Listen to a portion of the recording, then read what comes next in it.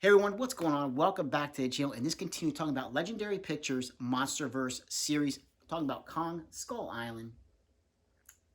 Now, this was the follow-up to Godzilla 2014, but it does not take place right after Godzilla 2014. It backtracks and takes place right after the Vietnam War when the troops are about to go home. Now, this film stars Tom Hiddleston, Brie Larson, John C. Reilly, John Goodman, and Samuel L. Jackson. Great cast from top to bottom, and it looks and sounds great in 4K as well. Now, John Goodman is the head honcho, the man in charge at Monarch. And Monarch, we see throughout the entire MonsterVerse series so far. And he wants to go to this mysterious island that he's just discovered, Skull Island. He wants to see what kind of life is there and just do research to see exactly what kind of life is there on the island. So he hires Tom Hiddleston, who's a tracker, to kind of help get them through the island, help them make sure they don't get lost, no kind of danger ever comes to them. He also needs a military escort, and this is where our character Samuel Jackson comes in. He's a colonel, and he is having a hard time letting go of the war. So he recruits some of his troops to come with him on this research mission. Now, they're also accompanied by Brie Larson, who's a photographer. And like I said, we are off and running. 2-hour film. Doesn't really take too long to get going. I really enjoy this film a lot. Now, once they get to the island, they see there's this huge thunderstorm that's going on. Lightning strikes everywhere. Huge dark clouds.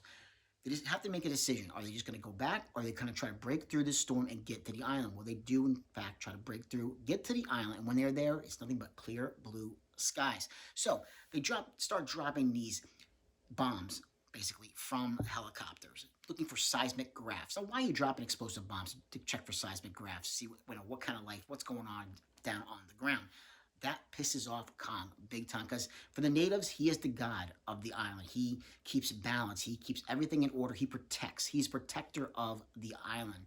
And he wants to keep the creatures that are living down below, that we find out, because again, some spoilers ahead, live down below. He wants to keep them in check and make sure they do not come to the surface. So Kong is pissed that these explosives are going off. He is not happy at all. And the first time that Samuel Jackson locks eyes with Kong, there's going to be some big time action going on. And Samuel Jackson, he is angry because Kong takes out a lot of the military men and their helicopters. So we're down on the ground. Now the helicopters are all down. There's a lot of crashes going on. And some people survive, some people do not. Obviously, our big name actors and actresses do survive. And, they make it further into the film. But Samuel Jackson, now he is driven.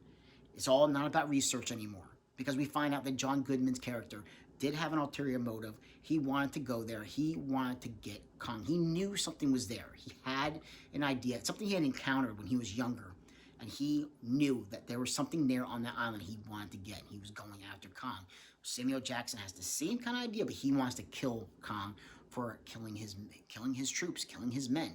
So there's a constant struggle going on there. Samuel Jackson, he's just driven by anger to get his revenge on Kong. But you see, like I said, Kong, I'm not saying he doesn't befriend Tom Hiddleston's character or Brie Larson, but you definitely can see there is a trust there between the three of them. And once the natives, they go to the native village and they meet John C. Reilly. It's just John C. Reilly adds good comic relief when needed in this film, and I enjoy his character a lot. He's been stranded on that island since, I believe, World War II. He's been stranded on the island, and he's looking to get home as well. So it's great, the whole interaction, him trying to say, what's been going on since I've, been here on the island for all these years. It's a really great interaction. And the action in this film, especially when Kong is battling these other giant beasts, is fantastic. Absolutely fantastic. The CGI is just off the chart with this film. How gorgeous this film looks. How realistic Kong looks. He looks freaking amazing in this film. And like I said, it all culminates leading up to, a big battle at the end. But who's the battle going to be with? Is it going to be Samuel Jackson versus Kong? Or is it going to be this underground dweller, this sand crawler, basically, that is like living under the ground? Because, once you see them, something big is going to go down. Something crazy is going to go down. Like I said, there's some really great action sequences in this film, and I absolutely love This was a great follow-up to Godzilla. And the first two films from MonsterVerse definitely kicked things off in high gear. And I cannot wait, for the rest of the week to talk about the MonsterVerse series as we lead up to our big one as the big boys head back to the big screen this Friday. I can't wait to talk about that film when it comes out. I'm looking forward to checking that one out. Day one.